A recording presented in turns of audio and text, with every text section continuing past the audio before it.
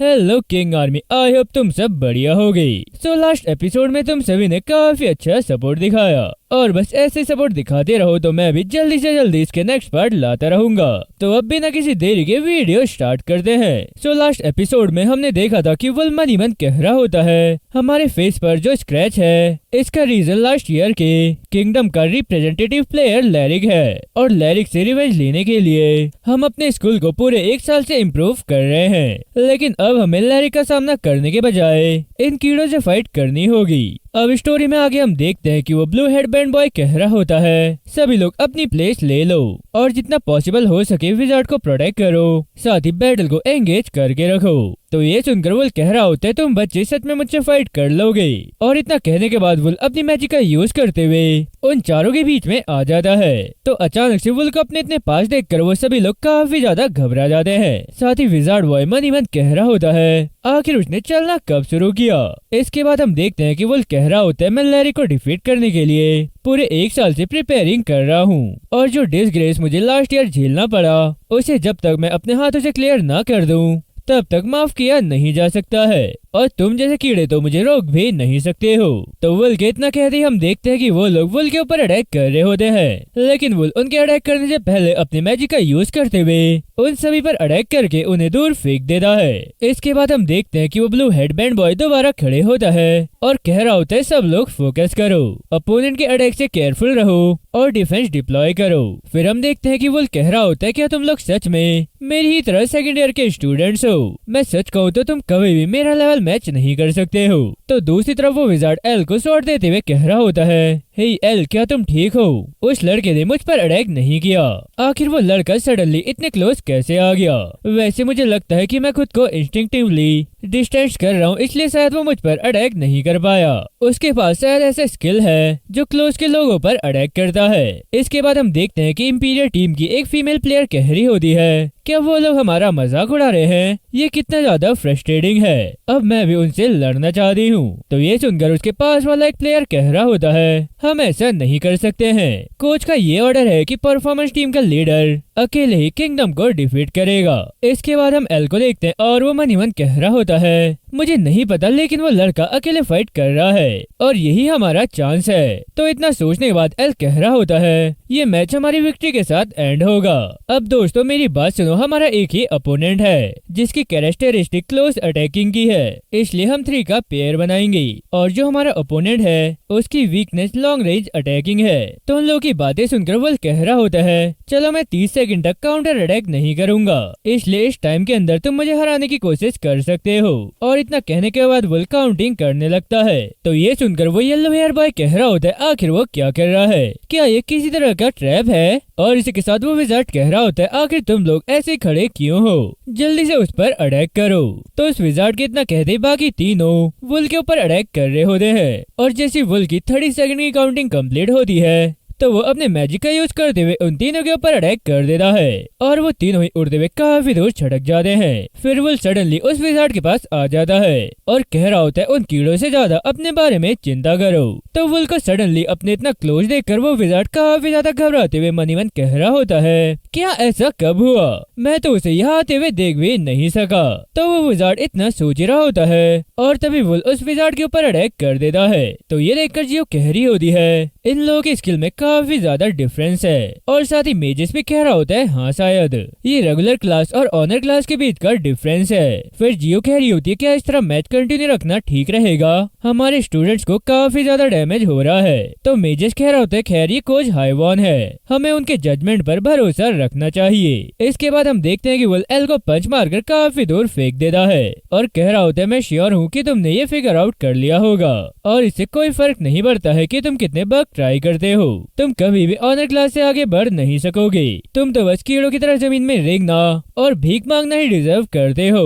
तो एल कह रहा होता है हाँ मैं समझता हूँ, मैं ये काफी अच्छे से जानता हूँ कि मैं एक कीड़ा हूँ और मैं कितनी भी ज्यादा कोशिश क्यों ना कर लूँ मैं कभी भी ऑनर क्लास तक पहुँच नहीं सकता हूँ और हर कोई ये सब देख रहा है। शायद सब लोग मेरा मजाक भी उड़ा रहे होंगे और इसमें सरप्राइज होने की कोई बात नहीं है कि मैं एक ऐसी फाइट में इन्वॉल्व क्यों हो रहा हूँ जिसे मैं जीत नहीं सकता हूँ। और जैसे कि सब लोग पहले से जानते ही हैं कि मेरे पास कोई भी चार्ज नहीं है और देखा जाए तो किसी को भी मेरी परवाह नहीं है, लेकिन फिर भी मैं हार नहीं मानूंगा। मैं जो एक बार उस दिन डर के मारे भाग गया था, अब मैं वैसा दोबारा नहीं करूंगा, क्योंकि अब मैं इवॉल्विंग हो रहा हूँ और अगर मैं फिर से भाग गया तो मुझे फिर से अपनी वीक सोल के रूप में जीना होगा।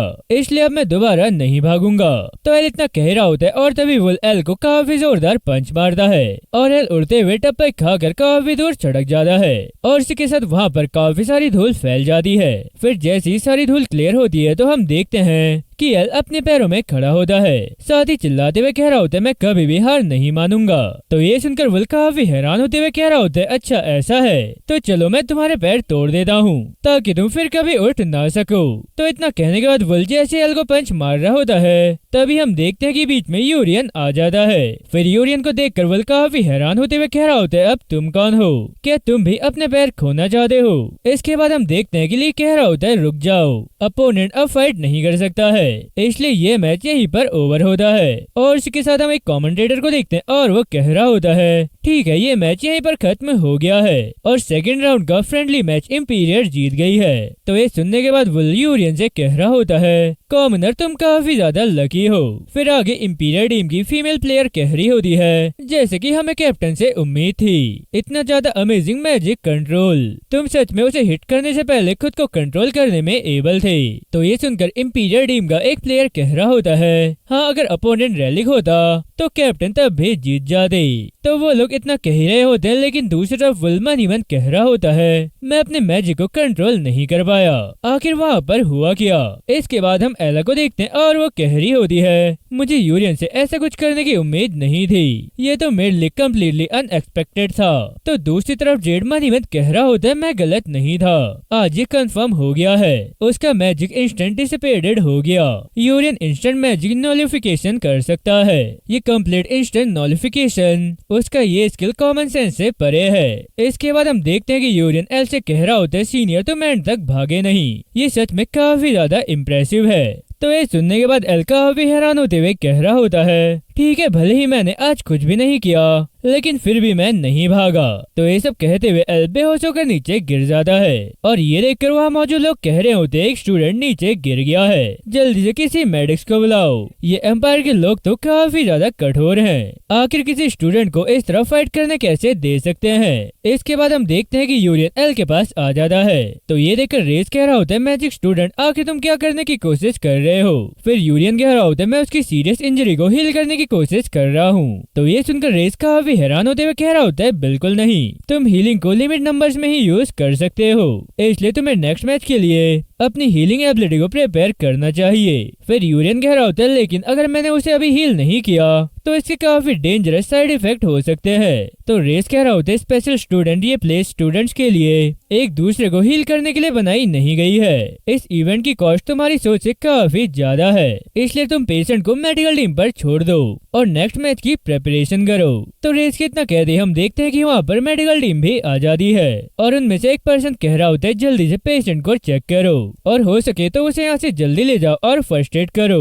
तो इतना कहने के बाद मेडिक्स उन सभी स्टूडेंट्स को हील करने लगते हैं, लेकिन थोड़ी देर तक हील करने के बाद एक मेडिक कह रहा होता है हीलिंग काम नहीं कर रही है, इन लोगों की कंडीशन सच में काफी ज्यादा क्रिटिकल है। तो दूसरा मेडिक कह रहा होता है फर्स्ट एड बंद करो और इन सभी को जल्दी से यहाँ से ट्रांसफर करो। और साथ ही मनीमन कह रहा होता है ये एक ऐसी कंडीशन है जो हीलिंग से फिक्स नहीं होती है, इस ईयर तो एम्पायर काफी ज्यादा स्ट्रांग हो गया है। तो वो मेडिक इतना कह रहा होता है और तभी हम देखते हैं कि यूरियन उन सभी को हील करने लगता है। फिर ये देखने के बाद वो मेडिक यूरियन से कह रहा होता है किंगडम के रिप्रेजेंटेटिव तुम अभी भी उनका इलाज कर रहे हो, तुम्हें अपने मैटर के लिए तैयारी करनी चाहिए। तो यूरियन कह रहा होता है आई एम सॉरी लेकिन मैं उन लोगों की हेल्प करने के लिए अपनी पावर का यूज करने का वादा किया है, जिन्हें मैं बचाना चाहता हूँ। और इतना कहने के बाद यूरियन सभी को हील कर देता है। तो सभी को ठीक हुआ देखकर वो मेडिक काफी हैरान होते हुए कह रहा होता है, अरे ये क्या है, अर्थ पर आखिर ये सब क्या चल रहा है। वो सभी पेशेंट्स तो सडनली हील हो गए हैं। तो इतना कहने के बाद वो मेडिक दूसरे मेडिक का कॉलर पकड़ते हुए काफी गुस्से में कह रहा होता है, क्या तुमने अपनी जॉब अच्छे से नहीं की। तो वो दूसरा मेडिक डरते हुए कह रहा होता है, नहीं नहीं सर, ऐसा नहीं हो सकता है। इसके बाद हम देखते हैं कि यूरियन के पास प्रिंसेस आकर कह रही होती है, अगर तुम ऐसा नहीं करते तो मैं तुमसे काफी ज्यादा डिसअपॉइंट होती। यूरियन, तुम सच में काफी अच्छे पर्सन हो। और इसी के साथ म्यू भी यूरियन के पास आकर कह रही होती है, मैं जितना ज्यादा तुम्हारे हील को देखती हूँ उतना ही ज्यादा मैं तुम्हें पसंद करने लगती हूँ। सो अब तुम्हारा मेरा होने के बारे में क्या ख्याल है। इसके बाद हम देखते हैं कि रॉयल मैजिक स्कूल की फर्स्ट ईयर रिप्रेजेंटेटिव टीम एक साथ खड़ी होती है और म्यू यूरियन से कह रही होती है, खैर हम इस पर बाद में डिस्कस कर सकते हैं और तब तुम मेरे बन सकते हो। तो यूरियन कह रहा होता है, क्या तुम अभी भी उस बारे में ही बात कर रही हो। इसके बाद हम देखते हैं कि रेज यूरियन से कह रहा होता है, स्पेशल स्टूडेंट अब तुम मेरी बात सुनो। तो रेज कितना कह रही, हम देखते हैं कि हाँ वन रेज को टक्कर मारते हुए कह रही होती है, एक्सक्यूज मी, मुझे लगता है कि ये प्लेस काफी ज्यादा टाइनी है, सो तुम यहाँ से चले जाओ। यहाँ पर सिर्फ ऑफिसर्स और रिप्रेजेंटेटिव ही मौजूद होने चाहिए। तो रेस कह रहा होता है, अगर हम इस बार हार गए तो हाईवन कोच के रूप में ये तुम्हारी रिस्पॉन्सिबिलिटी होगी। फिर हाईवन कह रही होती है, तुम जो भी कहो, हे एम्पायर के हम स्टार्ट कर सकते हैं, हम सब तैयार है। फिर ये सुनने के बाद वो फीमेल कमेंटेटर कह रही होती है, किंगडम तो काफी ज्यादा प्रोवोकेशन लग रही है। इसके बाद हम ली को देखते हैं और वो हाईवन को देखते हुए कह रहा होता है, क्या ये तो वॉरियर हाईवन है। और इसके साथ हम imperial magic school first year representative team को देखते हैं और वो सभी कह रहे होते हैं, हम सब तैयार हैं। साथ ही बेरुख घबराते हुए मन ही मन कह रहा होता है, मैं एटमॉस्फेयर में बहकर बाहर आया हूँ, कोच सच में गुस्सा नहीं होंगे ना। इसके बाद हम इंपीरियल टीम के हाम को देखते हैं जो काफी खुश होते हुए कह रहा होता है, वो तो एक परफेक्ट हील था, हमें उन्हें नीचे लाना होगा और उन पर कब्जा करना होगा। तो जिन कह रहा होता है, हाँ लिटिल ब्रदर ये बिल्कुल वैसे ही है जैसे तुमने एनालाइज किया है, ये काफी इम्प्रेसिव है, लेकिन वो कॉमनर सिर्फ हील करना जानता है। फिर आगे हम देखते हैं कि रियो कह रहा होता है, अगर हम एम्पायर की ब्रेवरी प्रूव नहीं कर सके तो मैं जानता हूँ कि ये सभी मेरे हाथों से मारे जाएंगे। इसके बाद हम देखते हैं कि वो कमेंटेटर कह रही होती है, एम्पायर ने किंगडम के प्रोवोकेशन का रिस्पॉन्स दे दिया है। फिर आगे हम एक मेडिक को देखते हैं और वो एल से कह रहा होता है, अब क्योंकि मैच शुरू होने वाला है तो चलो यहाँ से चलते हैं। और इसके साथ यूरियन एल से कह रहा होता है, सीनियर तुमने काफी अच्छा किया, अब प्लीज बाकी सब हम पर छोड़ दो। इसके बाद हम जियो को देखते हैं और वो काफी खुश होते हुए कह रही होती है, तुम तो बिल्कुल टीचर हाईवन की तरह हो और अब थर्ड राउंड जल्दी शुरू होने वाला है। तो ये सुनने के बाद मेजिस कह रहा होता है, इस मैच के थ्रू ये डिटरमिन हो जाएगा कि कौन सा स्कूल जीतने वाला है। फिर जियो कह रही होती है, अगर तुम इसे सिर्फ स्ट्रेंथ के टर्म्स में देखोगे तो हमारी विक्ट्री पर कोई डाउट नहीं है, लेकिन मैं इंपीरियर के इंटेंशन को लेकर काफी ज्यादा वरिड हूँ जो फोर्सफुली फ्रेंडशिप मैच को आगे पुश करना चाहते हैं। तो मेजिस भी कह रहा होता है, मैं उस पार्ट को लेकर थोड़ा कंसर्न हूँ, लेकिन हमारी वरीज अननेसेसरी लग रही है। इसके बाद हम हाईवन को देखते हैं और वो कह रही होती है, एम्पायर करंट में हमसे 3 सालों की हार को एक्सपीरियंस कर रही है, इसलिए उस ह्यूमिलिएशन को दूर करने के लिए उन्होंने ऐसे रिस्की टाइम में भी फ्रेंडशिप मैच पर जोर दिया है और वो लोग इस मैच में किसी भी नेसेसरी मीडियम का यूज करके जीतने की कोशिश करेंगे।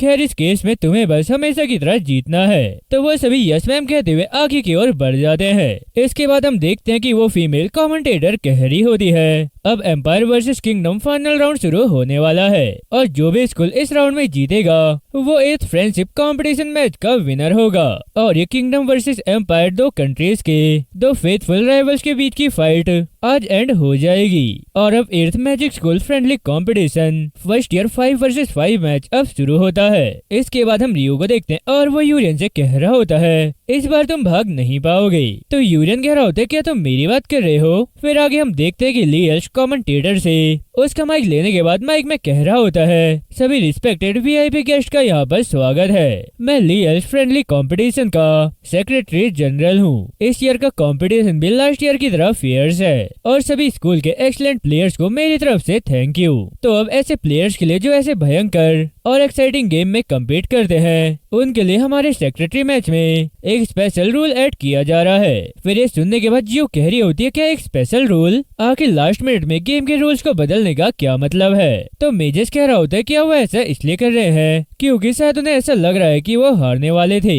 ये empire first year 5 versus 5 match, second year के 3 वर्सेस 3 मैच के एक्सटेंशन से ज्यादा कुछ भी नहीं है। इसके बाद हम देखते हैं कि एल्स के स्पेस ब्लूमिंग कहते ही वहाँ पर एक काफी बड़ी बिल्डिंग आ जाती है। फिर एल्स आगे कह रहा होता है हमारे नए प्रीपेड 5 वर्सेस 5 मैच का ऑब्जेक्टिव टावर के टॉप पर स्वॉट ड्राइंग है। टावर का लोअर लेवल टोटल 5 रूम में डिवाइड है और हर एक रूम में एक इंपीरियर और एक किंगडम प्लेयर रखा जाएगा और दोनों में से जो जीतेगा वो ऊपर की ओर जाएगा। अगर मैं समराइज में कहूँ तो जो स्टूडेंट लोअर फ्लोर में जीतेगा वो ऊपर की तरफ जा सकता है और ज्यादा टीममेट्स के ऊपर जाने के साथ स्वॉर्ड पर कब्जा करने की कोशिश में तुम्हें उतना ही ज्यादा एडवांटेज होगा। तो ये सुनने के बाद रॉयल मैजिक स्कूल का शोरमैन कह रहा होता है 1 मिनट मुझे ऑब्जेक्शन है। ये एक ऐसा रूल है जिसकी अनाउंसमेंट एडवांस में नहीं की गई थी। किंगडम ग्रुप टीम कंपटीशन में स्पेशलाइज्ड मेंबर से बना है, लेकिन सडनली ऐड किए गए रूल के वजह से ये एक इंडिविजुअल मैच में बदल गया है। ये मैच तो बिल्कुल अनफेयर है। फिर ली कह रहा होता है हमारे मेंबर्स भी इसी तरह चुने गए हैं। हम इंपीरियल सेक्रेटरी के रूल्स को फॉलो करेंगे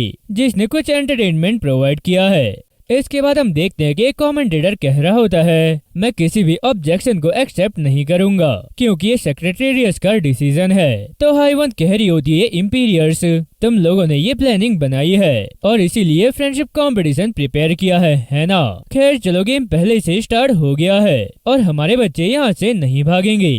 तो ये सुनने के बाद वो कमेंटेटर कह रहा होता है तो फिर चलो इस फ्रेंडशिप कंपटीशन अब शुरू करते हैं। प्लेयर्स प्लीज टावर में एंटर करो। तो उस कमेंटेटर के इतना कहते ही सभी प्लेयर्स टावर के अंदर एंटर करने लगते हैं। इसके बाद सीन शिफ्ट करके हमें empires friendly competition situation room दिखाई जाती है, जहाँ पर हम देखते हैं कि एक पर्सन कह रहा होता है इंपीरियल स्कूल और किंगडम प्लेयर्स ने टावर में एंटर कर लिया है और अब हमारी विक्ट्री हाफ कंफर्म हो गई है। उस किंगडम के लोग एक टीम फॉर्म जो सीक्रेटली एक टीम कंपटीशन पर फोकस थी, एक कॉमनर जो सिर्फ हील्स का यूज कर सकता है और वो 2 सिस्टर तभी स्ट्रॉन्ग होंगी जब वो एकजुट होती हैं। इसलिए उनके कंपैरिजन अब हमारी इंपीरियल टीम काफी ज्यादा स्ट्रॉन्ग है और साथ ही हमारी team good individual capabilities player से बनी है। इसके बाद सीन शिफ्ट होता है और उस बिल्डिंग के अंदर हम यूरियन को देखते हैं और वो कह रहा होता है आखिर मैं कहाँ पर हूँ। और इतना कहने के बाद यूरियन अपने सामने बेरू को देखता है। इसके बाद हम दूसरे रूम के अंदर श्रुति को देखते हैं और वो कह रही होती है सभी लोगों ने एक साथ एंटर किया था लेकिन फिर भी सभी लोग डिस्पर्स हो गए हैं, जिसका मतलब ये है कि ये टावर का लोअर लेवल है और अगर मैं तुम्हें यहाँ पर हरा दूं तो मैं यहाँ से ऊपर जा सकती हूँ। तो रियो कह रहा होता है क्या तुम मुझे डिफीट करोगी, तुम कितनी ज्यादा अहंकारी हो।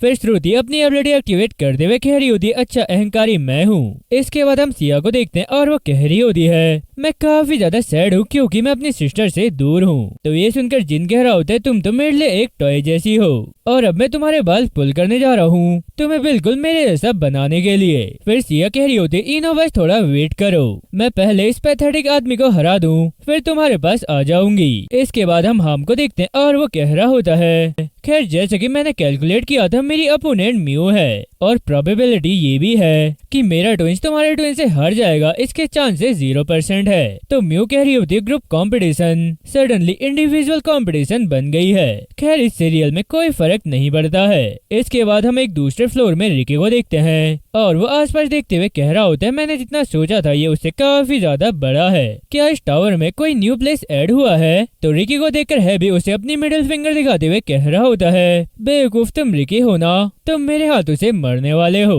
फिर रिकी हैबी को इग्नोर करते हुए कह रहा होता है वो कह रहे थे अगर हम ऊपर की ओर स्वॉट ड्रॉ करेंगे तो हम जीत जाएंगे, लेकिन डोर कहाँ है जो ऊपर के टावर की तरफ जाता है। तो ये सुनकर हैबी कह रहा होता है तुम मुझे इग्नोर कर रहे हो ना, क्या ये सिर्फ इसलिए है क्योंकि तुम्हें ग्रेट स्प्रिट का प्रोटेक्शन रिसीव हुआ है। तो हैबी इतना कह रहा होता है और तभी हम देखते हैं कि रिकी अपनी स्वॉर्ड का यूज करते हुए उसके ऊपर अटैक कर देता है और साथ ही कह रहा होता है तुम काफी ज्यादा शोर कर रहे हो। तो ये सुनने के बाद हैवी हंस रहा होता है। फिर रिकी जैसे अपनी स्वॉर्ड को देखता है तो उसकी स्वॉर्ड मेल्ट हो गई होती है और ये देखने के बाद रिकी मन ही मन कह रहा होता है क्या बकवास है, मेरी स्वॉर्ड तो मेल्ट हो गई है। इसके बाद हम हैवी को देखते हैं और वो हंसते हुए कह रहा होता है तुम कितने बड़े इडियट हो, तुम अकेले नहीं हो जिसे ग्रेट स्पिरिट प्रोटेक्शन रिसीव हुआ है, मेरी बॉडी को ग्रेट फायर स्पिरिट ले हैवी प्रोटेक्शन रिसीव हुआ है। फिर रिकी कह रहा होता है जो भी हो तुम हारने वाले हो।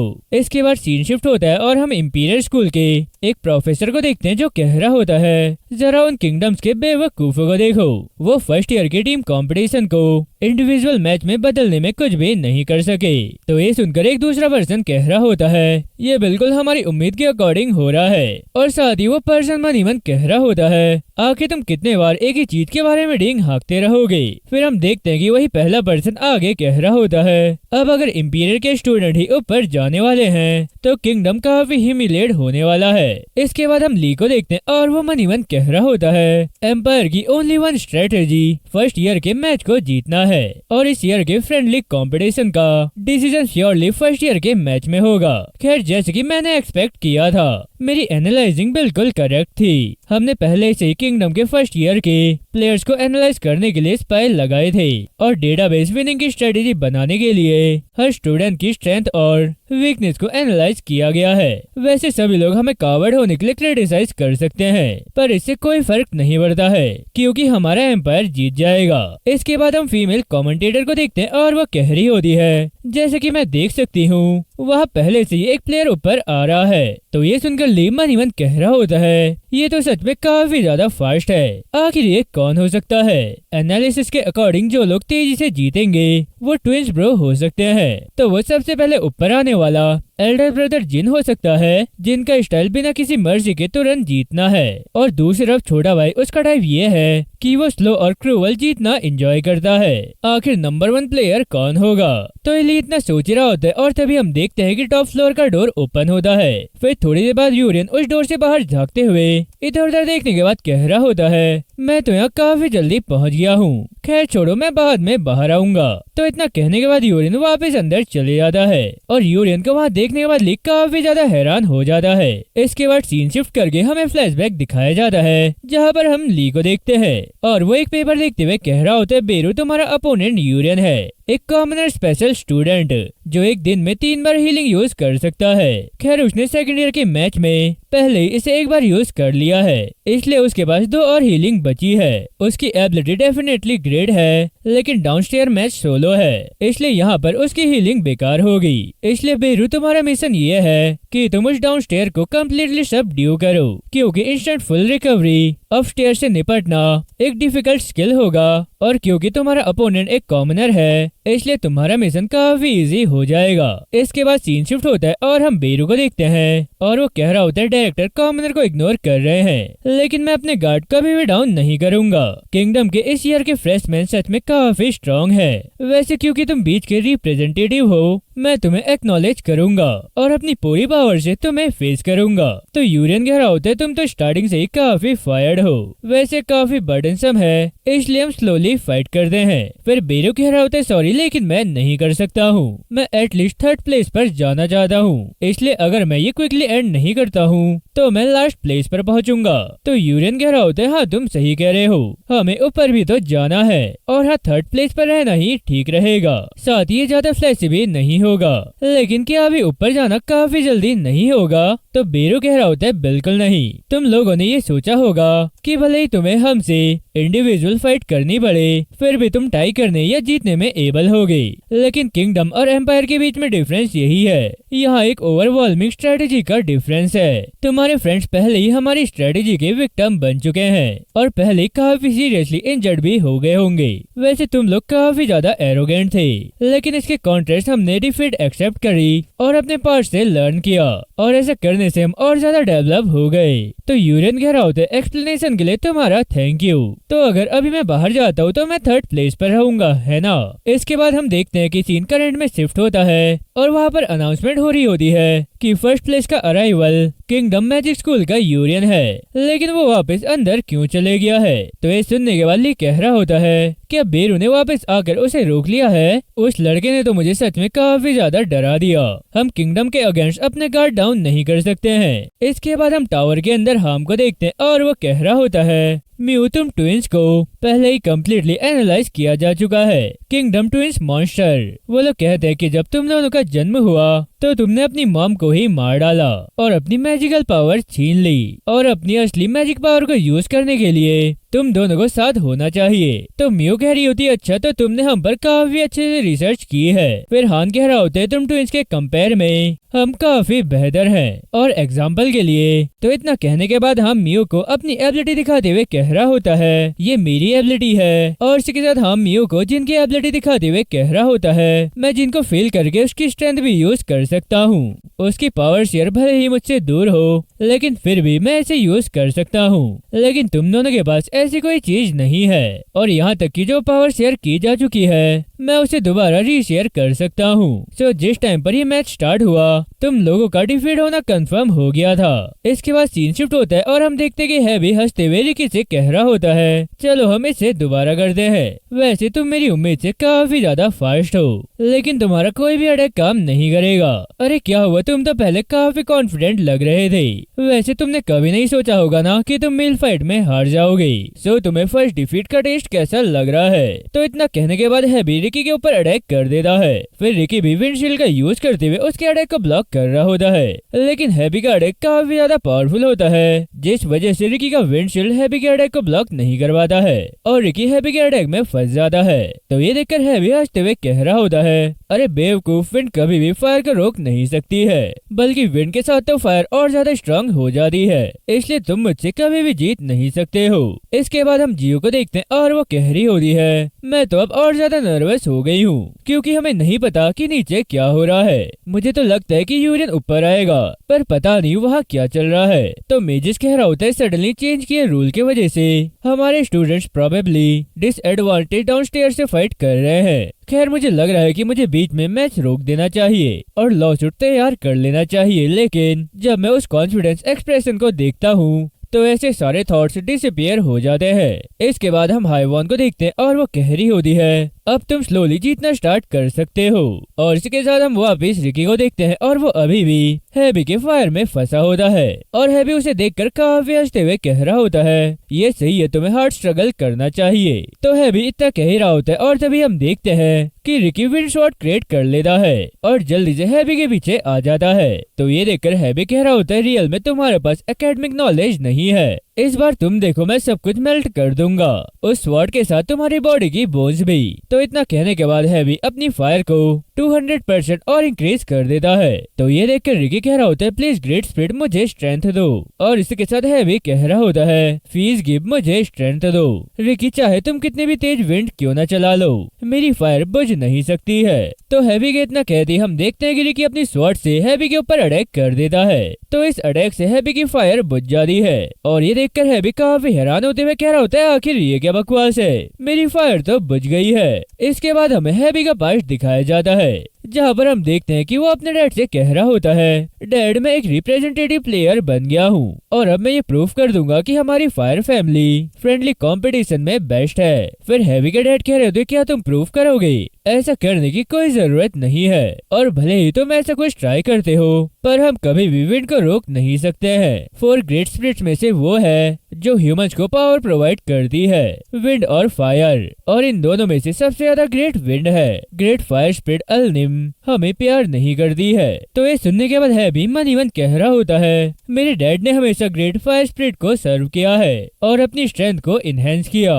फिर 3 साल पहले उन्हें डिप्रेशन का एक्सपीरियंस हुआ और उसके बाद से उन्होंने रोज ड्रिंक करना शुरू कर दिया। तो ये फ्लैशबैक यहीं पर एंड होता है और हैवी मन ही मन कह रहा होता है यही डिप्रेशन है। तो हैवी को ऐसा देख कर रिकी उससे कह रहा होता है हे आखिर तुम ये क्या कर रहे हो, तुमने तो कहा था कि तुम मेरे बोन्स को मेल्ट कर दोगे, आगे बढ़ो और ऐसा करने की कोशिश करो। इसके बाद सीन शिफ्ट होता है और हम देखते हैं कि जिन म्यू के ऊपर अटैक कर रहा होता है लेकिन म्यूज का अटैक डॉज करते हुए पीछे की ओर आ जाती है। साथ ही कह रही होती है काफी यूजफुल पंचिंग पावर है। फिर हम कह रहा होता है क्या यूजफुल, मुझे लगता है कि तुम अभी तक सिचुएशन को अच्छे से समझ नहीं पाई हो। मियू तुम अपनी पावर का यूज नहीं कर सकती हो। वैसे मैं काफी ज्यादा वंडर हूँ कि तुम कितने टाइम तक ऐसी केयर फ्री रहोगी। खैर जो भी हो, तुम ज्यादा टाइम तक टिक नहीं सकती हो क्योंकि सब कुछ हमारे प्लान के अकॉर्डिंग होगा। फिर मियू कह रही होती है क्या तुम उस टाइप के पर्सन हो जो हमेशा एक प्लान के अकॉर्डिंग काम करता है। डूड तुम सच में काफी ज्यादा बोरिंग हो। वैसे क्या तुम जानते हो कि तुम बिल्कुल भी पॉपुलर नहीं हो। और इतना कहते ही मियू मन ही मन कह रही होती है ये इंडिविजुअल मैच थोड़ा अनोइंग है। वैसे क्या मुझे सच में वो करना चाहिए। तो मियू इतना कह रही होती है और तभी हम देखते हैं कि हम मियू की तरफ आगे बढ़ते हुए कह रहा होता है तुम अब और ज्यादा पॉपुलर नहीं रहोगी। फिर मियू कह रही होती ओ माय गॉड, तुम्हारे पास सिर्फ हेयर नहीं है बल्कि तुम्हारे पास तो देखने के लिए आईज भी नहीं है। इसके बाद हम देखते हैं कि जहाँ पर ये दोनों होते हैं उस रूम का डोर ओपन होता है और साथ ही वहाँ पर यूरिन आते हुए कह रहा होता है मैं खो गया हूँ, क्या किसी को पता है कि मेरा रूम कहाँ पर है। तो यूरिन को देखकर मियू काफी ज्यादा हैरान हो जाती है और साथ ही हम यूरिन को देखते हुए मन ही मन कह रहा होता है क्या वो लड़का स्पेशल स्टूडेंट है। नहीं, बिल्कुल ऐसा नहीं हो सकता है। इसके बाद हम दोबारा यूरिन को देखते हैं और वो कह रहा होता है कि किसी ने मेरा रूम देखा है और साथ ही मन ही मन कह रहा होता है मैं काफी बड़ी मुसीबत में हूँ। मैं तो यहाँ पर सिर्फ इसलिए आया हूँ क्योंकि मैं खो गया हूँ। क्या ये रूल वायलेशन तो नहीं है। और इसके साथ हमें मियू का फ्लैशबैक दिखाया जाता है जहाँ पर सिया मियू से कह रही होती है क्या तुम व्हाइट हॉर्स पर प्रिंस को जानती हो।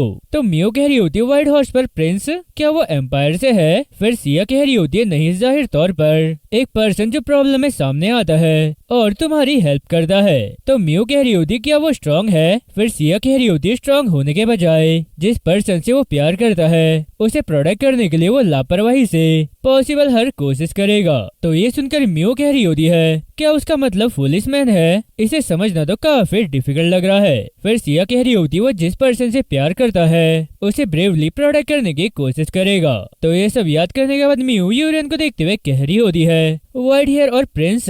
इसके बाद हम को देखते हैं और वो कह रहा होता है एंड में सब कुछ प्लान के अकॉर्डिंग होगा, इसके लिए मुझे बस तुम दोनों को नीचे लाना होगा। इसके बाद सीन शिफ्ट होता है और हम जिन को देखते हैं साथ ही वो सिया के ऊपर बैठकर कह रहा होता है मैं समझ गया हूँ, तुम जल्द ही खत्म करना चाहते हो और मैं भी तुम्हारे साथ और खेलना नहीं चाहता हूँ, लेकिन मुझे लगता है कि हम इसे जल्दी खत्म करना चाहता है। और इतना कहने के बाद जिन अपनी 100% पावर हमको शेयर करते हुए कह रहा होता है यही टाइम है जब हम अपनी अपीयरेंस को मेंटेन रख सकते हैं। 2 मिनट 22 सेकंड में उस टाइम पर जैसे कि हमने प्लानिंग बनाई थी मैं उन दोनों को खत्म कर दूंगा। इसके बाद हम दोबारा यूरियन को देखते हैं और वो कह रहा होता है क्या इसका मतलब ये है कि मैं इस फाइट में इन्वॉल्व हो सकता हूँ। तुमने कहा कि रूल्स के अगेंस्ट नहीं है। तो इतना कहने के बाद यूरियन अपनी पावर का यूज करते हुए उन दोनों की पावर शेयरिंग को रोक देता है। तो ये देखकर हम काफी हैरान होते हुए कह रहा होते हैं मेरी मैजिक पावर कहाँ चली गई। इसके बाद हम रियो को देखते हैं और वो कह रही होती है ऐसा लगता है जैसे हर कोई जमकर फाइट कर रहा है, क्या हम फाइट करने वाले नहीं है। तो श्रुति कह रही होती है मैं भी यही सोच रही थी। और साथ ही प्रिंसेस मनीमन कह रही होती है इंपीरियर मैजिक स्कूल में रियो का इवेल्युएशन एक टैलेंट है जो 100 सालों में एक बार सामने आता है। उसके पास एक स्पेशल एबिलिटी है मैजिक पावर की ज्वेलरी के अटैक की। तो श्रुति इतना सोच ही रही होती है और तभी हम देखते हैं कि रियो अपनी पावर का यूज करते हुए श्रुति के ऊपर अटैक कर देती है, लेकिन श्रुति भी अपनी मैजिक पावर का यूज करते हुए उसके अटैक को काफी इजीली ब्लॉक कर लेती है। तो ये देखकर रियो कह रही होती है मैं काफी क्यूरियस हूँ कि तुम ग्रेजुएट होने के बाद क्या करने वाली हो।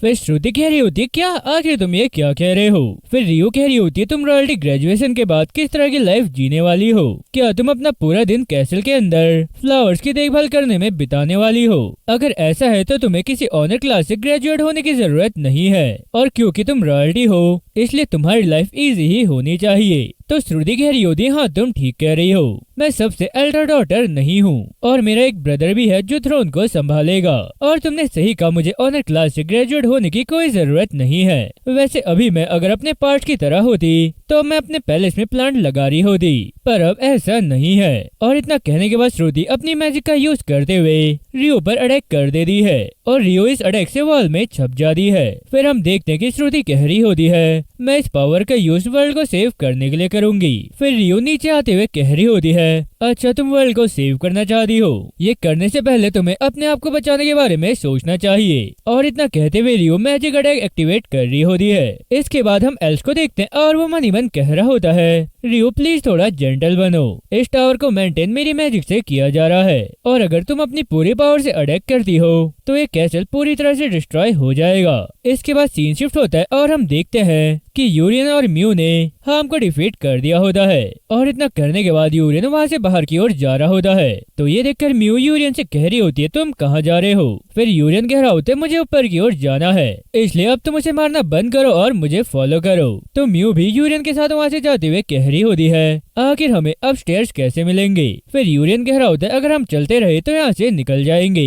इसके बाद हम ली को देखते हैं और वो काफी गुस्से में चिल्लाते हुए कह रहा होता है, उन्होंने हमें धोखा दिया, ऐसा नहीं हो सकता है। किंगडम के स्टूडेंट्स को सबसे पहले बाहर आना होगा, वो डेफिनेटली किसी तरह का फाउल प्ले कर रहे हैं, ये मैच इनवैलिड है। इसके बाद हम देखते हैं कि रिकी और सिया उस टावर के टॉप पर आगे होते हैं और इसके साथ हमें बताया जा रहा होता है कि किंगडम मैजिक स्कूल से सेकंड और थर्ड प्लेस पर रिकी और सिया है। फिर आगे हम देखते हैं कि ली की बात सुनने के बाद रिकी कह रहा होता है, क्या एक फॉल प्ले, तुम लोगों ने ही पहले सडनली रूल चेंज किए हैं और अभी तुम लोग यहाँ पर स्वॉर्ड पुल करने से हमें रोकने के लिए खड़े हो। फिर ये सुनकर वहाँ पर खड़ा हुआ एक पर्सन कह रहा होता है, ये कोई सडन रूल चेंज नहीं है, ओरिजिनली स्वॉर्ड तभी पुल की जा सकती है जब टीम लीडर यहाँ पहुँच जाएगा और अगर तुम बिना टीम लीडर के स्वॉर्ड पुल करते हो तो तुम डिस्क्वालीफाई हो जाओगे। फिर रिकी कह रहा होता है, इसलिए मैं अभी तक रुका हूँ, खैर मुझे नहीं लगता है कि मैं बकवास और सुन पाऊंगा। इसके बाद हम सिया को देखते हैं और वो मन ही मन कह रही होती है, म्यू अभी तक नहीं आई है, मैं उसे जल्दी से देखना चाहती हूँ, वैसे प्रोबेबली उसका यूज करके जीत गई होगी। और इसके साथ रिकी भी मन ही मन कह रहा होता है, यूरियन अभी तक नहीं आया है, हमारा अपोनेंट उसे इतनी देर तक रोकने में एबल होना नहीं चाहिए था। खैर इससे भी इम्पोर्टेंट बात यह है कि मुझे उसके गेम के साथ कब तक खेलना होगा। अब तो थोड़ी देर बाद टीचर हुआन को भी गुस्सा आना शुरू हो जाएगा। इसके बाद हम देखते हैं कि म्यू और यूरियन वापस पहले वाले रूम में आ जाते हैं जहाँ पर हम ग्राउंड में पड़ा होता है। तो उसे देखकर यूरियन कह रहा होता है, आखिर हम यहाँ पर वापस कैसे आ गए, हमने तो यहीं से शुरू किया था। तो म्यू कह रही होती, हम काफी देर से चल रहे थे, अब तो मेरे पैरों में भी दर्द होने लगा है, ये ऊपर का रास्ता तो सच में काफी ज्यादा कॉम्प्लिकेटेड है। फिर यूरियन कह रहा होता है, कुछ भी हो इस बार हम ऊपर जाने का रास्ता ढूंढ लेंगे। तो म्यू यूरियन से चिपकते हुए कह रही होती है, खैर मुझे कोई ऑब्जेक्शन नहीं है अगर हम इसी तरह साथ रहेंगे, लेकिन हमें अपस्टेयर्स पर डिसएडवांटेज हो सकते हैं, है ना। फिर यूरियन कह रहा होता है, हाँ मुझे भी ऐसा लगता है, शायद प्रोबेबली हम ही नीचे बचे हैं। तो म्यू कह रही होती है, अगर ज्यादा इंपीरियर प्लेयर ऊपर चले गए हैं तो वो मेरी सिस्टर के लिए काफी प्रॉब्लम क्रिएट कर सकते हैं, तो चलो हम भी यही स्प्लिट हो जाते हैं क्योंकि हम में से एक को तो ऊपर जाना ही होगा।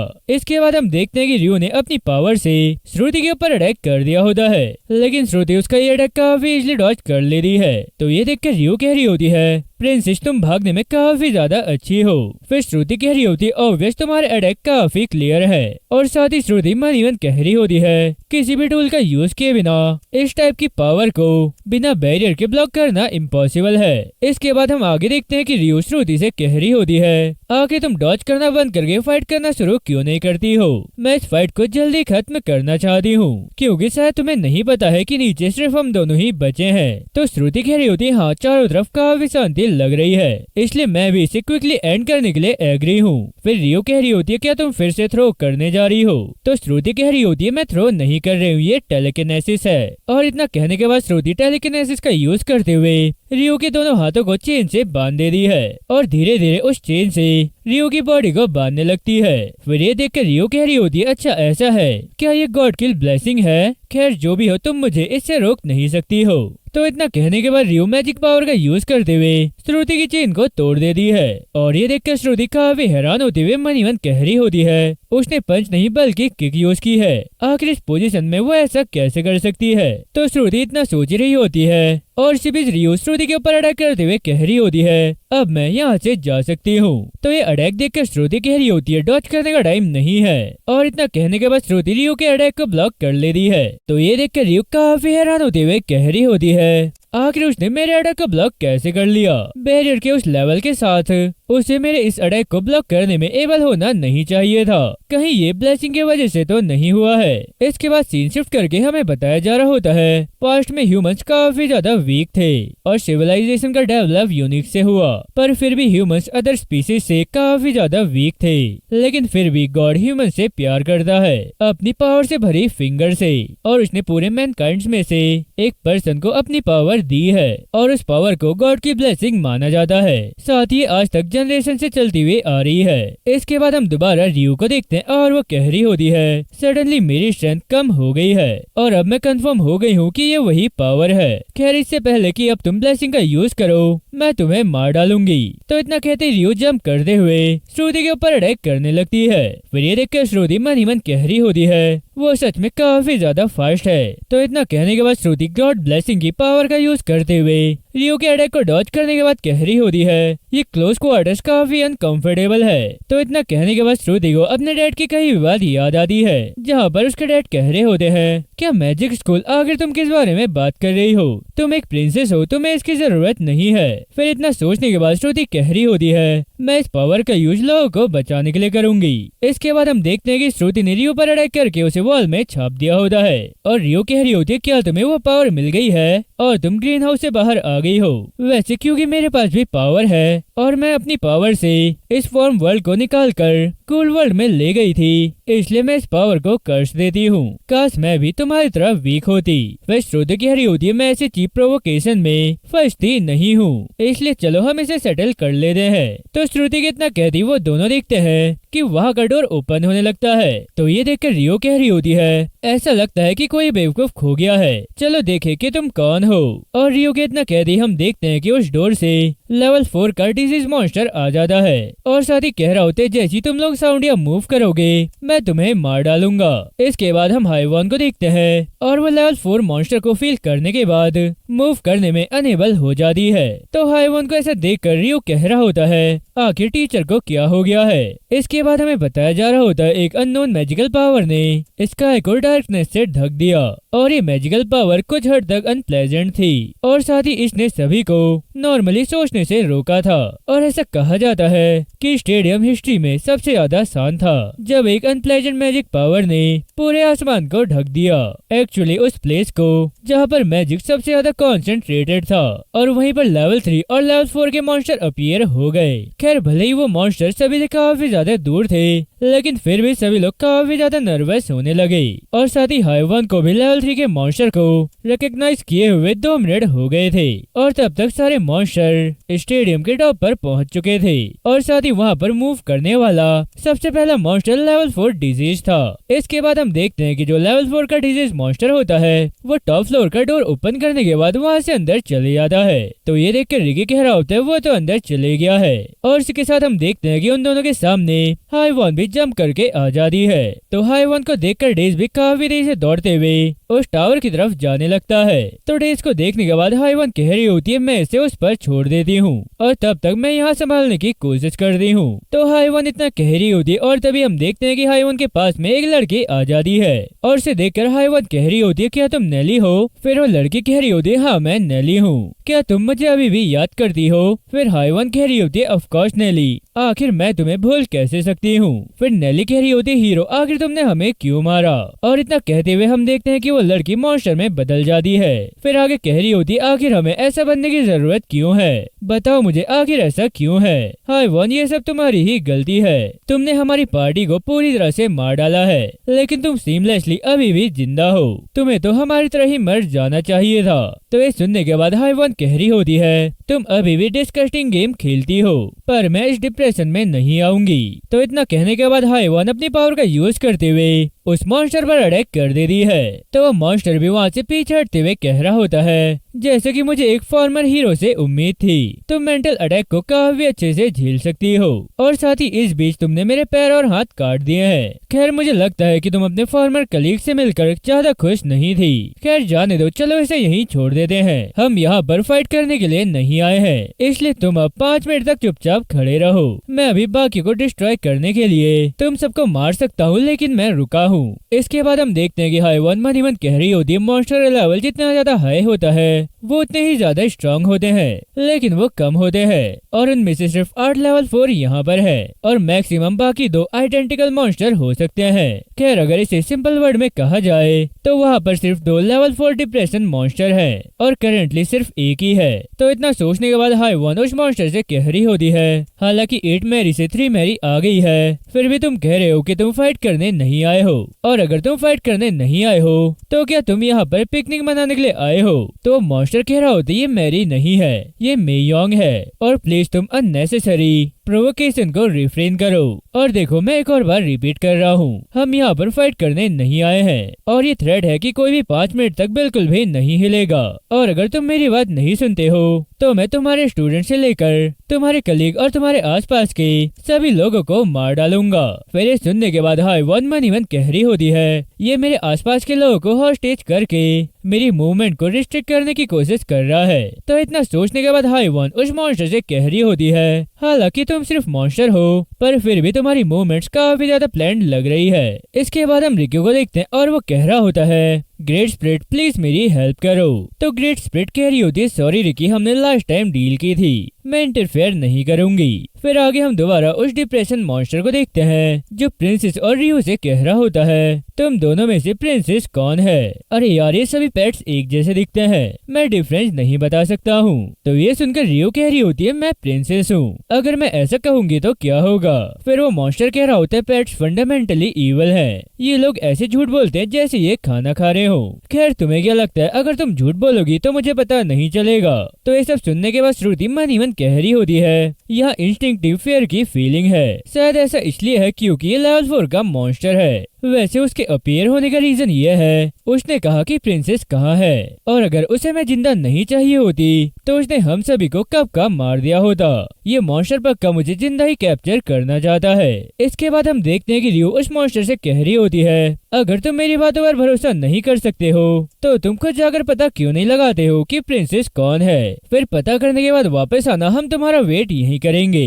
तो वो मॉन्स्टर कह रहा होता है, मेरे पास इससे अच्छा आइडिया है, मैं नहीं बता सकता हूँ कि तुम दोनों में से रियल प्रिंसेस कौन है, सो इसलिए मैं तुम दोनों को ही आधा आधा काट दूंगा और फिर अपने साथ लेकर चले जाऊंगा। फिर रियो कह रही होती है, चलो मैं तुम्हें एक चॉइस देती हूँ, पहला मेरे साथ शामिल हो जाओ और मॉन्स्टर को दूर भगाओ और तुम भी यहाँ से चले जाओ, या तो सेकंड मुझे चारे की तरह यूज करो और यहाँ से भाग जाओ। खैर जैसा कि तुम गेस कर सकते हो सेकंड ऑप्शन में सक्सेस के ज्यादा चांसेस हैं। और इसके साथ श्रुति कह रही होती है, रिवील करो कि प्रिंसेस मैं ही हूँ और तुम अकेले भाग रहे हो, बताओ ये ऑप्शन कैसा है? तो ये सुनकर रियो कह रही होती है, ये कोई ऑप्शन नहीं है। फिर श्रुति कह रही होती है, तो फिर मेरे लिए भी ऐसा ही है, कोई सेकंड ऑप्शन नहीं है। तो रियो कह रही होती है, तब तो एक ब्रीफ क्रूज स्टार्ट होगा। इसके बाद हम यूरियन को देखते हैं और वो डोर ओपन करते हुए हॉलवे में आ रहा होता है, साथ ही कह रहा होता है, जैसा कि मैंने सोचा था इस पॉइंट पर ये कैसल भूल भुलैया में बदल गया है और मुझे कुछ रूम्स में एंटर करने से रोक रहा है, इसलिए अब मुझे वहाँ और जाने की इच्छा हो रही है। वैसे क्या मुझे उन लोगों को ढूंढना चाहिए? इसके बाद हम एल्स को देखते हैं और वो घबराते हुए मनीवन कह रहा होता है, आखिर अर्थ में ये सब क्या चल रहा है? जब मैं डायरेक्टर हूँ तो मॉन्स्टर्स को अटैक करना क्यों पड़ रहा है? ये लेवल 4 तो पहले शांत थे,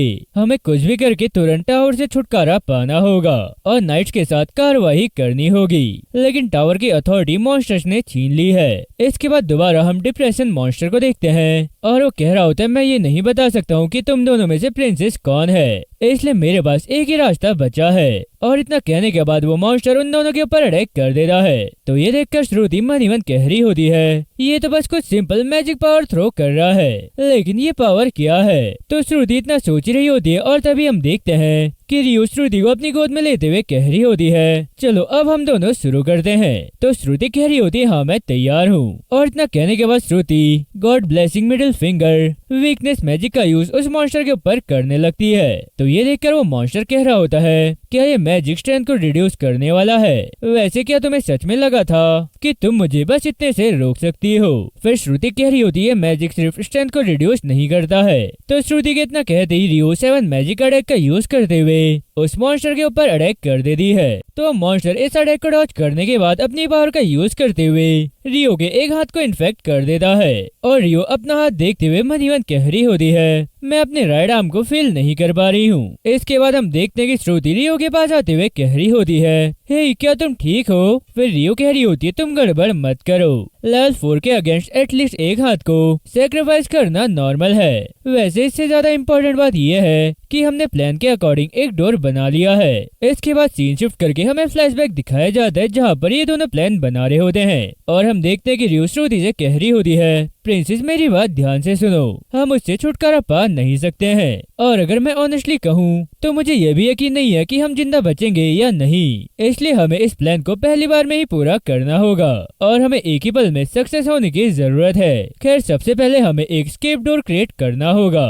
वैसे तुमने प्रोबेबली ये नोटिस किया होगा लेवल 4 के अपीयर होने के बाद टावर में चेंजेस हुए हैं। एक डार्क मैजिक पावर ने उस डोर को वॉल में घेर लिया है और मुझे पूरा यकीन है कि हम नॉर्मल मेथड का यूज करके डोर ढूंढ नहीं पाएंगे, इसलिए हमें एक न्यू डोर बनाना होगा। तो ये फ्लैशबैक अब यहीं पर एंड होता है और आगे हम देखते हैं कि रियो श्रुति से कह रही होती है ये जितना मैंने सोचा था उससे काफी ज्यादा डिफिकल्ट था, लेकिन अगर हम उस छेद से गुजरे तो शायद हम यहाँ से बाहर जा पाएंगे।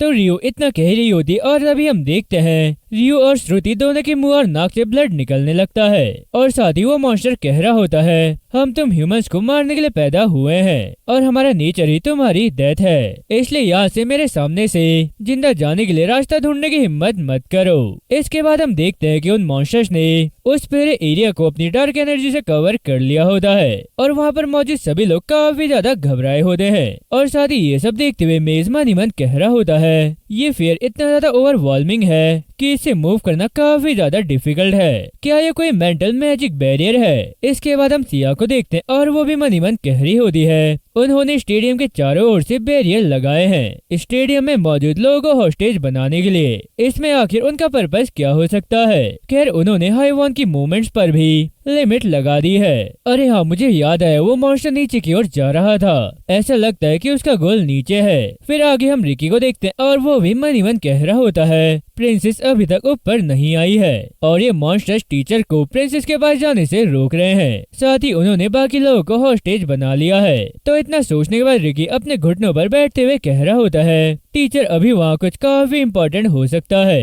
इन लाइफ से ज्यादा भी। आप बताइए कि किंगडम को क्या चाहिए? ये एक वाइज डिसीजन लेने का टाइम है और मैं किंगडम के लिए हमेशा से मरने के लिए तैयार हूँ। फिर ये सुनने के बाद हाईवन कह रही होती है रिकी क्या तुम ऐसा सोच रहे हो कि मैं एक इनकॉम्पिटेंट टीचर हूँ? तो इतना कहने के बाद हाईवन अपनी स्वॉर्ड क्रिएट करने लगती है। फिर ये देखकर वो मॉन्स्टर कह रहा होता है जैसे कि मैंने सोचा था, तुम ऐसी पर्सन हो जिसने पहले भी अपने कलीग्स को अबैंडन दिया है। तुम्हारे सेल्फिश एक्शन की वजह से तुम्हारे आसपास के लोगों की जान चली जाती है। तो ये सुनकर हाईवन कह रही होती है रुक जाओ मैं पहले से काफी ज्यादा गुस्से में हूँ। और इतना कहने के बाद हाईवन उस मॉन्स्टर का गला काट देती है और इसी के साथ दूसरे मॉन्स्टर की तरफ देखते हुए कह रही होती है अब नेक्स्ट तुम हो। इसके बाद हम देखते हैं कि वो लेवल 4 का मॉन्स्टर अपना सर उठाते हुए कह रहा होता है मैं इस इंसिडेंट के बाद भी इतनी पावर का यूज कर रहा हूँ जैसा कि मुझे उम्मीद थी। तुम एक ऐसे पेट हो जिसे कभी हीरो कहा जाता था, लेकिन अब तुम काफी ज्यादा कमजोर हो और तुमने जो किया है उसके वजह से सभी ह्यूमंस को मौत का सामना करना पड़ेगा। तो हाईवन कह रही होती अगर तुम मेरे सामने किसी को मारने जा रहे हो तो तुम्हें एक लेवल 5 लाना चाहिए था। और इतना कहती हाईवन उन दोनों मॉन्स्टर की बॉडी के टुकड़े टुकड़े कर देती है और उन मॉन्स्टर के कटने के बाद सभी लोग होश में आ जाते हैं। और साथ ही रिकी हाईवन को देखकर काफी हैरान होते हुए कह रहा होता है अच्छा तो यह है प्रीवियस हीरो की पावर। इसके बाद हम देखते हैं कि हाईवन की नोज से ब्लड निकलने लगता है और इसी के साथ वो मॉन्स्टर खुद को दोबारा ठीक करते हुए कह रहे होते हैं ये तो सच में काफी ज्यादा अमेजिंग है। हीरो की पावर डिसिपेयर हो जाने के बाद भी तुम्हारे पास अभी भी इतनी ज्यादा पावर है, लेकिन फिर भी तुम हमें डिस्ट्रॉय नहीं कर पाओगी। तो उन मॉन्स्टर को दोबारा ठीक होता हुआ देखकर सिया काफी हैरान होते हुए कह रही होती है ये तो इंस्टेंट रिकवरी है। इसके बाद हम दोबारा हाईवन को देखते हैं और वो कह रही होती है तुम्हें लगता है ना कि मैं तुम्हें मार नहीं सकती हूँ, तुम सच में कितने ज्यादा बेवकूफ हो। तो वो मॉन्स्टर कह रहा होता है यहाँ जो बेवकूफ है वो तुम हो, तुम्हें ये सोचना नहीं चाहिए कि हमें कैसे डिस्ट्रॉय किया जाए, तुम्हें हमें मारने के बारे में काफी गहराई से सोचना होगा। इसके बाद हम प्रिंसेस को देखते हैं और वो मनी मन कह रही होती है मुझे ब्रीदिंग में काफी प्रॉब्लम हो रही है। नहीं क्या ये रेस्पिरेटरी प्रॉब्लम है? और अब तो मेरी बॉडी भी कोल्ड होती जा रही है, मेरी बॉडी में जरूर कुछ न कुछ गड़बड़ हो रहा है और साथ ही मेरे हार्ट में भी कुछ हो रहा है। फिर आगे हम रियो को देखते हैं और वो भी मनी मन कह रही होती है ये लेवल 4 का अटैक है, लेकिन ये हमें मारने के लिए किया गया अटैक नहीं था। अगर वो सच में सीरियस होता तो वो हमें कब का मार चुका होता। तो इतना सोचने के बाद रियो श्रुति से कह रही होती है, मुझे लगता है कि उन मॉन्स्टर्स को प्रिंसेस को जिंदा पकड़ने का ऑर्डर दिया होगा और बिल्कुल यही रीजन है कि हम अभी तक जिंदा हैं। इसलिए चलो हम अपना प्लान चेंज करते हैं, इससे पहले कि उस मॉन्स्टर को ये पता चल जाए कि प्रिंसेस कौन है। वैसे मुझे लगता है कि एक पर्सन को खुद का सेक्रीफाइस करना होगा प्रिंसेस को जिंदा रहने देने के लिए। खैर लेवल 4 के अगेंस्ट हम दोनों के सर्वाइव करने की पॉसिबिलिटी 0 है। इसके बाद सीन शिफ्ट करके हमें श्रुति का फ्लैशबैक दिखाया जाता है, जहाँ पर हम देखते हैं कि श्रुति अपने एल्डर ब्रदर से कह रही होती है, ब्रदर ट्रेनिंग के दौरान तुम्हारी हार्ड वर्किंग के लिए थैंक यू। तो ये सुनकर श्रुति का बड़ा भाई कह रहा होता है, क्या तुम आज फिर से प्रैक्टिस रेंज में आई थी? फिर श्रुति कह रही होती, हाँ मैं तुमसे काफी ज्यादा जेलस हूँ। तो श्रुति का बड़ा भाई कह रहा होता है, आखिर तुम टायरिंग ट्रेनिंग से इतना ज्यादा जेलस क्यों हो? वैसे अब मैं काफी ज्यादा थक गया हूँ और मैं कुछ दिनों के लिए रेस्ट करना चाहता हूँ। फिर श्रुति कह रही होती है, बड़े भाई आज आपने क्या सीखा? पावरफुल स्वॉर्डमैनशिप काफी ज्यादा अमेजिंग होगी ना, मैं भी इसे जल्दी ही सीखना चाहती हूँ और जब मैं स्कूल जाना शुरू करूंगी तो मैं भी इसे सीख लूंगी। तो श्रुति का बड़ा भाई कह रहा होता है, सॉरी लेकिन क्या तुम बकवास करना बंद कर सकती हो? तुम्हें ये चीजें सीखने की जरूरत नहीं है। वैसे जेनी मेरा बात रेडी है। तो जेनी कह रही होती है, यह साइनस तैयार है। और जेनी के इतना कहने के बाद श्रुति का ब्रदर सर्वेंट के साथ वहाँ से चले जाता है। फिर हम देखते हैं कि एक सर्वेंट श्रुति से कह रही होती है, प्रिंस इस टाइम पर काफी ज्यादा टायर्ड हैं। तो श्रुति कह रही होती है, अगर मुझे मैजिक एकेडमी में अच्छे ग्रेड्स मिलते हैं तो मुझे हर कोई डिफरेंट ट्रीट करेगा, है ना? मुझे हमेशा सेल्टेड में रहना पसंद नहीं है, साथ ही मैं कैसल में भी बंद रहना नहीं चाहती हूँ। और इतना कहते हुए श्रुति रोने लगती है। तो ये देखने के बाद वो सर्वेंट श्रुति को पीछे से करते हुए कह रही होती है, प्रिंसेस मुझे तुम पर यकीन है कि तुम ये करोगी और तुम अपनी इच्छा के अकॉर्डिंग लाइफ जीने में एबल हो सकती हो, इसलिए तुम्हें एंड तक ट्राई करते रहना होगा। इसके बाद हम देखते हैं श्रुति किंग के सामने यानी अपने डैड के सामने खड़ी होती है और किंग श्रुति से कह रहा होता है, तुम मैजिक स्कूल नहीं जा सकती हो, तुम्हारे लिए मैजिक स्कूल अटेंड करने का कोई रीजन नहीं है, इसलिए तुम किसी एजुकेशन स्कूल में जाओ जहाँ पर तुम वर्ल्ड के प्रिंसिपल और लिबरल आर्ट के बारे में सीख सको। तो श्रुति कह रही होती है, डैड मैं अपने लोगों की प्रोटेक्शन अपने दोनों हाथों से करना चाहती हूँ। फिर किंग कह रहा होता है, सभी के अपने अपने रोल है और तुम लोगों को सेव करने में एबल नहीं होगी। तो श्रुति कह रही होती है, आप ऐसा इसलिए कह रहे हैं क्योंकि मैं एक लड़की हूँ। फिर किंग कह रहा होता है, ऐसा इसलिए है क्योंकि तुम काफी ज्यादा वीक हो और अगर तुम बैटल में जाती हो तो तुम्हारी वजह से कैजुअलिटीज होंगी। और श्रुति लोगों को बचाने का मतलब हमेशा फिजिकल फोर्स नहीं होता है, एक स्ट्रॉन्ग मर्सी और प्रॉपर एडमिनिस्ट्रेशन सभी लोगों की प्रोटेक्शन के लिए एक स्ट्रॉन्ग कंट्री को डेवलप करना भी काफी इम्पोर्टेंट है। तो ये फ्लैशबैक याद करने के बाद श्रुति कह रही होती है, मैं ग्रीन हाउस का फ्लावर बनना नहीं चाहती हूँ और अब किसी को सेक्रीफाइस करना होगा। तो इतना कहने के बाद श्रुति मन ही मन कह रही होती है, 2 साल पहले मुझे विरासत में मिली ब्लेसिंग की बदौलत मैं ग्रीन हाउस से बाहर निकलने में कामयाब रही और तभी से मैंने खुद से एक प्रॉमिस किया था, मैं अपने दोनों हाथ से सभी को प्रोटेक्ट करूंगी। तो इतना कहने के बाद श्रुति अपनी मैजिक पावर का यूज करते हुए उस मॉन्स्टर को ऑर्डर देती, अभी ग्राउंड में लेट जाओ। और इसके साथ हम देखते हैं कि वो मॉन्स्टर अपने घुटने टेक देता है। तो ये देखकर श्रुति मन ही मन कह रही होती है, मैं गॉड की ब्लेसिंग का यूज करने के बाद भी सिर्फ उसे घुटनों पर ला पाई हूँ, ये मेरे करंट स्किल का लेवल है। खैर जो भी है, इस रेडिंग पर कोई सेक्रीफाइस नहीं होगा। इसके बाद हम देखते हैं कि वो मॉन्स्टर कह रहा होता है, अच्छा ऐसा है तो तुम ही प्रिंसेस हो। तो ये सुनने के बाद श्रुति काफी ज्यादा घबरा जाती है और इसके साथ रियो घबराते हुए प्रिंसेस से कह रही होती है, मेरे पीछे आ जाओ। इसके बाद हम देखते हैं कि वो मॉन्स्टर अपनी 2 फिंगर का यूज करते हुए रियो और श्रुति दोनों की आंखें फोड़ देता है। तो श्रुति मन ही मन कह रही होती है, मैं कुछ भी देख नहीं पा रही हूँ। और इसी के साथ हम देखते हैं कि वो मॉन्स्टर आगे कह रहा होता है, ये वो हाथ है जिसने गॉड की ब्लेसिंग रिसीव की है, इसे हमें दे दो, हमें ये हाथ चाहिए। तो ये सुनकर रियो कह रही होती है, मेरे पीछे आ जाओ, मुझे मॉन्स्टर मिल गया है। फिर ये सुनने के बाद वो मॉन्स्टर कह रहा होता है, ऐसा लग रहा है जैसे तुमने अपने ब्रेन को इंजर्ड कर लिया है। और इतना कहते हुए वो मॉन्स्टर रियो के ब्रेन को डैमेज कर देता है, जिस वजह से रियो बिल्कुल शांत हो जाता है। तो रियो की आवाज न सुनने की वजह से श्रुति कह रही होती है, रियो क्या हुआ है, प्लीज मुझे जवाब दो।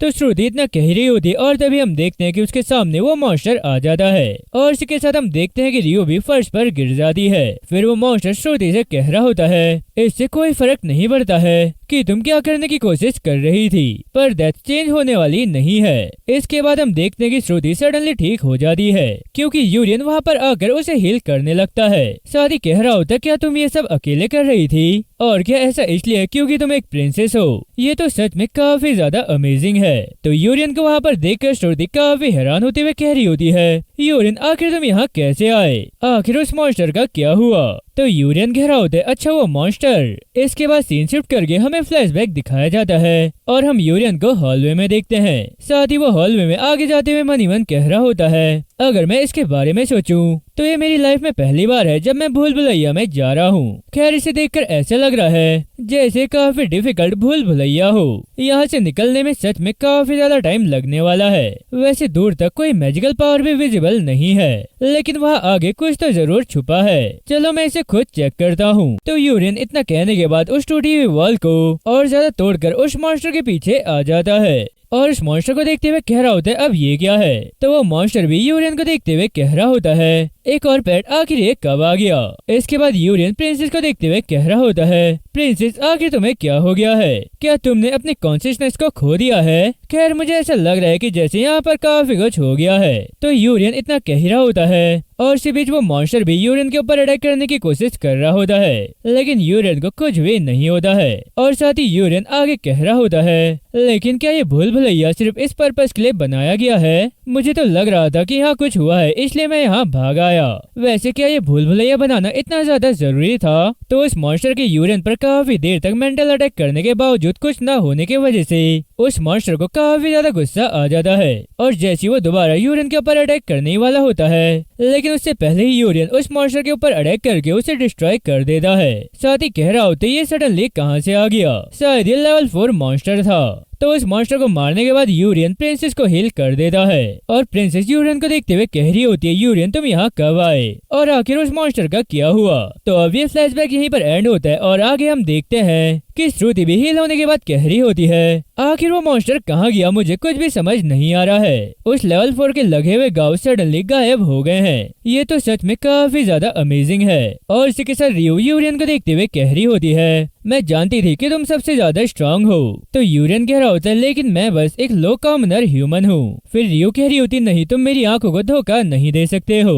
इसके बाद हम श्रुति को देखते हैं और वो मन ही मन कह रही होती है, मैंने इसे कुछ बार देखा है और इसे सच में एक्सपीरियंस करने के बाद मैं ये कह सकती हूँ कि ये एबिलिटी सच में काफी लोगों को सेव कर सकती है। तो इतना सोचते हुए श्रुति को अपने डैड की कही हुई बात याद आती है कि लोगों को सेव करने का मतलब ये नहीं है कि तुम्हें हमेशा फिजिकल फोर्स की जरूरत हो। तो ये याद करने के बाद श्रुति काफी सैड होते हुए मन ही मन कह रही होती है, वो मेरे डैड के अप्रूव को डिजर्व करता है मेरे कंपैरिजन में। इसके बाद हम देखते हैं कि यूरियन प्रिंसेस से कह रहा होता है, प्रिंसेस क्या तुम अकेले ही लेवल 4 के अगेंस्ट टिकी हुई थी? क्या ऐसा इसलिए है क्योंकि तुम एक प्रिंसेस हो? वैसे सच में काफी ज्यादा अमेजिंग था। तो ये सुनने के बाद प्रिंसेस ब्लश करते हुए काफी ज्यादा हैरान हो जाती है और श्रुति का ये रिएक्शन देखने के बाद यूरियन मन ही मन कह रहा होता है, क्या मैंने सडनली उसकी तारीफ कर दी? मुझे सडनली काफी ज्यादा अटेंशन मिल गया है इसलिए मुझे इसका एहसास ही नहीं हुआ। तो यूरियन इतना सोच रहा होता है और तभी हम देखते हैं कि रियो कह रही होती है, हे प्रिंसेस क्या गॉड की ब्लेसिंग ठीक है? फिर श्रुति कह रही होती है, हाँ ये सेफ है। तो रियो कह रही होती है, तो सच में काफी ज्यादा स्ट्रेंज है। लेवल 4 का पर्पस गॉड की ब्लेसिंग थी जो तुम्हें मिली है और ऐसी सिचुएशन में जहाँ पर वो अपना हाथ बढ़ाकर इसे ले सकते थे, आखिर वो छुपे क्यों है? वैसे क्या ऐसा हो सकता है कि उनका कोई और टारगेट हो? तो यूरियन कह रहा होता है, हाँ ऐसा हो सकता है। फिर रियो कह रही होती है, वैसे भी ये मिरेकल है। लेवल 4 ने शायद ऐसा सोचा होगा कि हम मर गए हैं और वो चला गया, इसलिए अब उसके वापस आने से पहले हमें यहाँ से निकल जाना चाहिए। तो चलो मैंने जो होल बनाया है वहाँ से चलते हैं। तो इतना कहने के बाद रियो होल देखते हुए काफी हैरान होते हुए कह रही होती है, आखिर वो बड़ा होल क्या है? तो यूरियन कह रहा होता है, जब मैं यहाँ आया वो वहीं पर था। फिर रियो कह रही होती है, ये वही वॉल है जिस पर मुझे होल करने के लिए 7 बार मैजिक अटैक करना पड़ा, शायद ये लेवल 4 ने किया होगा। तो ये सुनने के बाद यूरियन हैरान होते हुए कह रहा होता है, क्या ये कोई नॉर्मल वॉल नहीं थी? इसके बाद हम दोबारा रियो को देखते हैं और वो अपना सर पकड़ते हुए कह रही होती है, मैं 1 सेकंड के लिए पागल हो गई हूँ और अब जब मैं इस बारे में सोच रही हूँ तो ऑलमोस्ट मैं मर ही गई थी और अगर मैं ठीक नहीं हुई होती तो मैं सच में मर गई होती और शायद ये अभी तक खत्म नहीं हुआ है। लेवल 4 कहीं पर छुप गया है, वो डिसअपीयर नहीं हुआ है, लेकिन मैं इतना शांत कैसे हूँ? शायद मॉन्स्टर ऐसे ही बचते हैं। फिर आगे हम देखते हैं कि श्रुति यूरियन से कह रही होती है, लेकिन यूरियन आगे तुम यहाँ कैसे आए? तो यूरियन कह रहा होता है, मैं बस चल रहा था और मैंने फिर उस होल को देखा। फिर श्रुति कह रही होती है इसका मतलब ये है कि लेवल 4 पहले ही निकल गया था। यूरियन तुम सच में काफी ज्यादा लकी हो कि तुम्हारा सामना लेवल 4 से नहीं हुआ। तो श्रुति के इतना कहती हम देखते हैं कि रियो पीछे से आकर यूरियन के शोल्डर को पकड़ती है। फिर यूरियन भी पीछे मुड़ते हुए रियो की तरफ देखते हुए कह रहा होता है तुमने तो मुझे सरप्राइज कर दिया। और साथ ही यूरियन मन ही मन कह रहा होता है क्या उसे रियलाइज हो गया है कि वॉल मैंने ब्रोक की है। इसके बाद हम देखते हैं कि रियो यूरियन से कह रही होती है क्या ये तुम्हारी हीलिंग है। मेरे और प्रिंसेस के लिए पैनिक होना बिल्कुल नॉर्मल है। तुमसे नजरें मिलाना और बात करना साथ ही बिना डरे एक प्लान बनाना अब नॉर्मल है। क्या तुम्हें अब रियलाइज हुआ है कि तुमने कितना ग्रेट काम किया है। तो ये सुनकर श्रुति मन ही मन कह रही होती है क्या पैनिक होना नॉर्मल है। जरा 1 मिनट रुको, फियर ही नहीं फिजिकल इंजरी भी गायब हो गई है। साथ ही एक ही पल में मेंटल इंजरी भी गायब हो गई है। क्या ये सच में पॉसिबल है। तो श्रुति इतना कह रही होती और तभी हम देखते हैं कि रियो काफी हैरान होते हुए कह रही होती है प्रिंसेस पीछे देखो। और इसी के साथ हम देखते हैं कि वो मॉन्स्टर प्रिंसेस के पीछे आ गया होता है। सो अब इस एपिसोड का एंड यहीं पर होता है। और अगर तुम्हें वीडियो पसंद आई हो तो वीडियो को लाइक करें, चैनल को सब्सक्राइब करें और बेल आइकन दबाना ना भूलें। तो आज के लिए बस इतना ही। अब मिलते हैं नेक्स्ट वीडियो में, तब तक के लिए बाय बाय।